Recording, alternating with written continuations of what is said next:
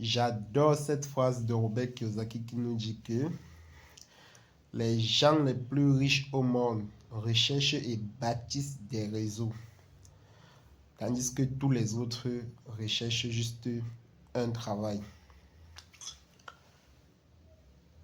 Si vous voulez réellement avoir de la réussite, vous devez rechercher à construire votre réseau ou bien un système dans l'entrepreneuriat et non rechercher du travail.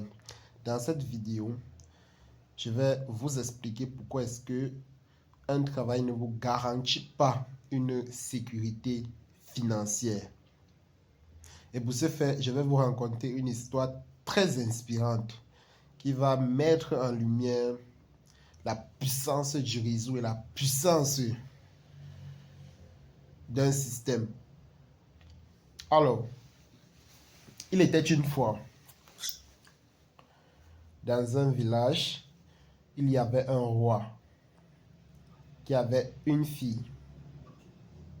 Cette fille était très belle. Elle était belle comme une fleur. Elle était extrêmement belle, cette fille.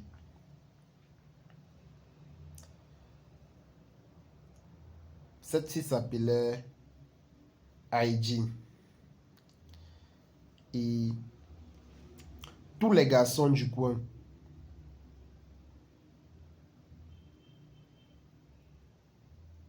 l'admiraient.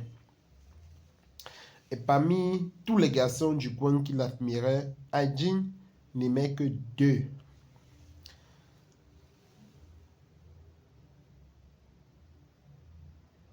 Boîtier et Bruno. Il y avait Boîtier et Bruno. Ce qui intéressait le plus Heidi chez ces deux garçons, c'était leur état d'esprit et leur ambition. Et c'est ça qui l'attirait le plus chez ces deux jeunes hommes. Alors,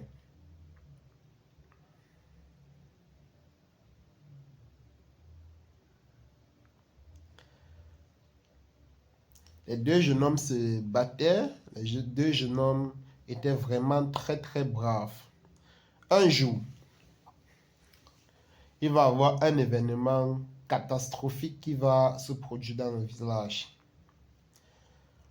Un tremblement de terre va diviser le village en deux parties et va créer un long fleuve. Va créer un long fleuve où l'eau va... Il va créer un long fleuve qui divisera le village en deux. Du côté ouest, nous aurons le chef avec Heidi et sa fille. Et de l'autre côté, nous avons Boîtier et Bruno. Les deux garçons ont rapidement commencé à construire des petits radeaux pour pouvoir traverser la rivière afin d'aller rencontrer Heidi de l'autre côté de la rivière. Et très vite, les deux garçons ne se sont même pas rendus compte que les radeaux qu'ils ont construits devaient leur apporter des surprises. Des surprises, premièrement inattendues et deuxièmement fantastiques. C'est comme ça donc que progressivement les deux jeunes hommes là ont commencé à transporter des passagers du côté est pour le côté ouest, du côté est pour le côté ouest et du côté ouest pour l'autre côté. Donc les deux jeunes hommes ont commencé à transporter des passagers pour leur faire traverser le fleuve et c'est comme ça qu'ils ont commencé rapidement à se faire de l'argent. Tout allait très bien et doucement plus le temps passa et le temps passa et bientôt Heidi va avoir ses 18 ans.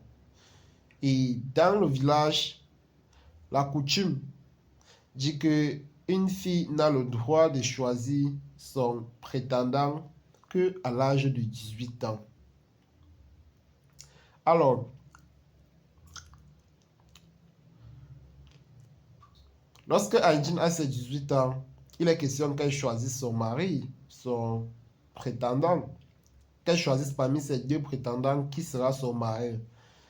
Aïdine confuse, elle a l'embarras de choix, elle ne sait pas qui choisir entre Boitier et Bruno. Le chef du village, observant l'inquiétude de sa fille, a décidé de faire quelque chose et il va lancer un concours aux deux jeunes hommes amoureux de sa fille. Le concours est simple. La première personne a accumulé 1000 pièces d'or La première personne a accumulé 1000 pièces d'or en une année pourra prendre ma fille pour épouse. 1000 pièces d'or, c'était une somme énorme dans cette région. Et c'était assez énorme que les deux jeunes hommes se posaient la question de savoir comment est-ce qu'on va faire pour pouvoir accumuler autant de pièces d'or. Ce n'était pas quelque chose d'accessible à tous. Alors, les deux jeunes hommes se sont résignés, ils se sont mis à travailler 2 fois plus, beaucoup plus. Ils ont fait plusieurs compétitions pour essayer de réunir ces 1000 pièces d'or. Donc, ils ont commencé à travailler beaucoup plus. Ils travaillaient maintenant beaucoup plus et avec le temps, ils se sont rendus compte que les radeaux ne pouvaient pas suffire pour pouvoir transporter des gens. Donc, ils ont maintenant fait construire des bateaux qui pouvaient les aider à transporter beaucoup plus de passagers et gagner beaucoup plus de revenus. Donc, ils ont continué à travailler avec beaucoup plus d'ardeur, beaucoup plus de détermination. Bruno, lui, s'est rendu compte qu'il ne pouvait pas travailler tout seul. Il s'est rendu compte qu'il ne pouvait pas travailler tout seul et il s'est mis à réfléchir à un plan pour pouvoir amasser rapidement ces 1000 pièces d'or qu'exigeait le roi pour pouvoir réaliser son rêve qui était d'avoir la princesse, la fille du roi, la fille du chef. Alors, il a longuement réfléchi et bam, une idée lui est venue, celle de construire un pont.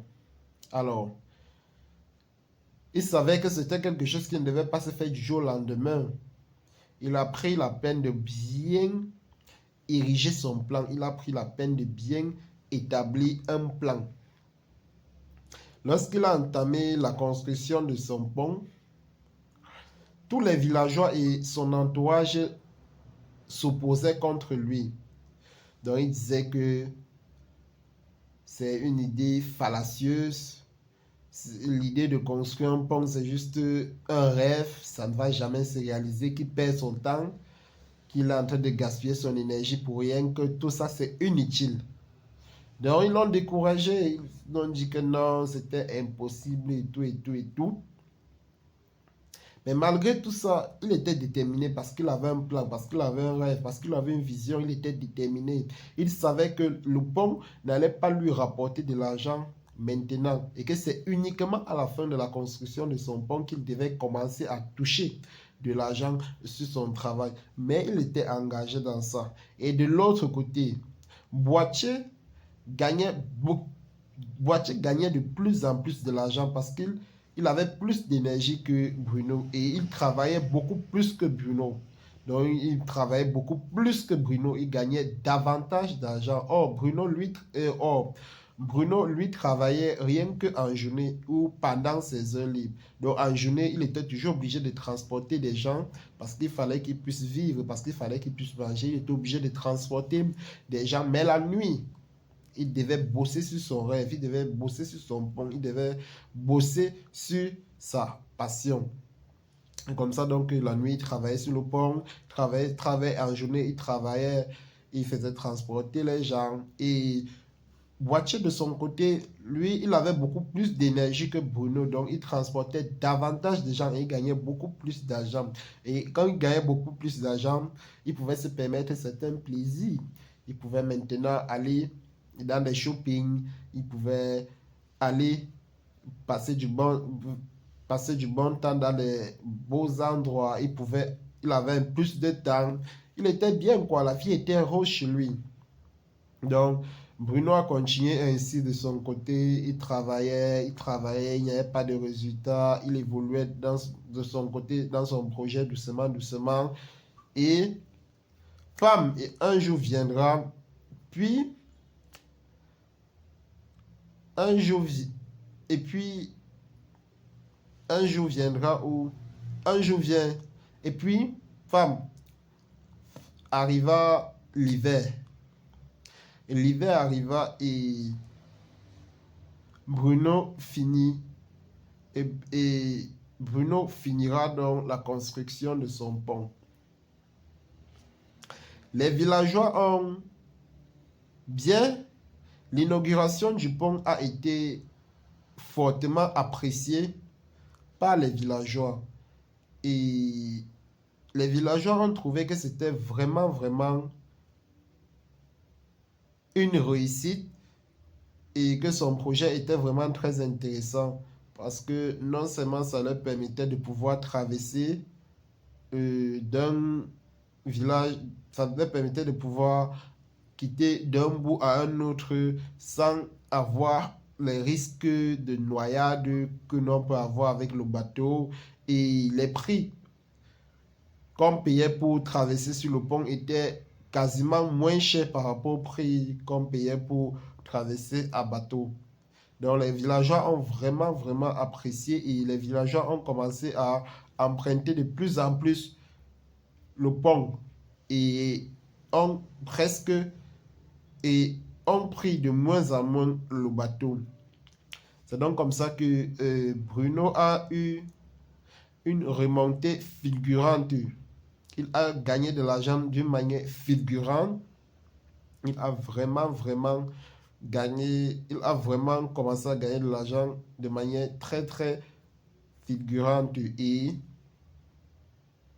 très vite, Boitier, ses revenus ont commencé à chuter. Les revenus de Boitier ont commencé à chuter parce que les passagers trouvaient que non, le bateau était déjà risqué et tout et tout. Donc ses revenus ont drastiquement chuté.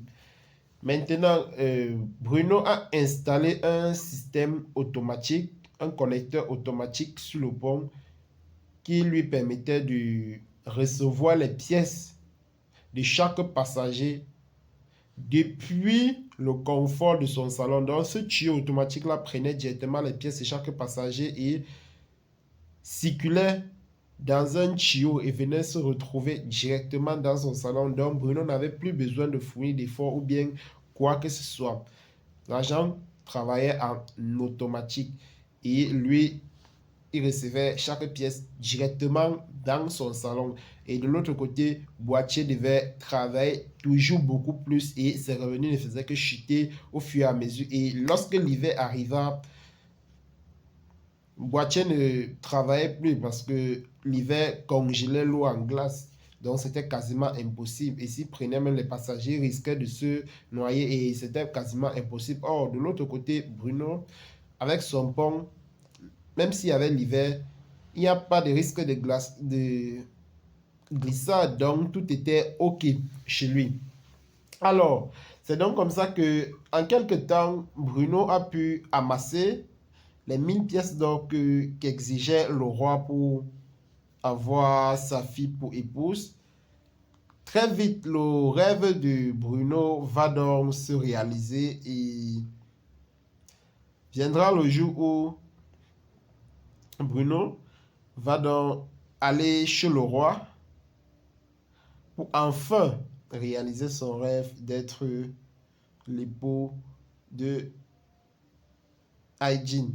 Il va donc demander la main de Hygiene au roi et ainsi Ils vont vivre heureux.